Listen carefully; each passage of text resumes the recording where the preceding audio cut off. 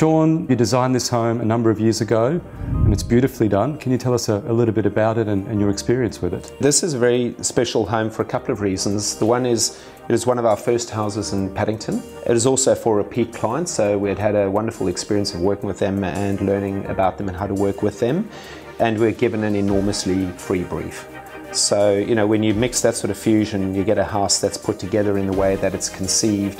It gets built to the highest standard. All of our subcontractors were used, and coming back here after, you know, what has been 8 or 9 years since I was last in the house, it feels fresh, it feels relevant, it feels current, and you know, it's still an absolutely wonderful home and a wonderful piece of architecture in our opinion. And Shaun, this one's an integration of the traditional Queenslander style facade with a modern extension at the back. How do you integrate these two different styles and make them feel somewhat seamless? You have a very clear understanding about the interests of the client, because that can change and shape these things very differently.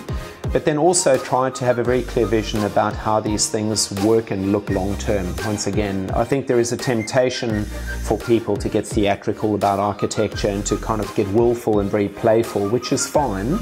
Here we wanted to do something that was considerate of 100 years of history and then design it in such a way that the extension and all the work that came after would be able to be looked at in the future and as a piece of timeless architecture. And that's felt once you walk through this home. Is there a feature of this home that you would consider to be one of your favourite features? You know, there's a very strong sense of long linearity in the house, and historically one tends to have an open section at the back and an open section at the front, and the house can be quite enclosed in the middle.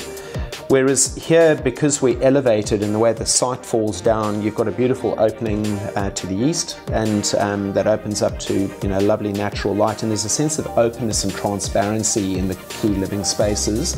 And even up in the second living room and in the stair void, there's a really lovely theatrical sense of light.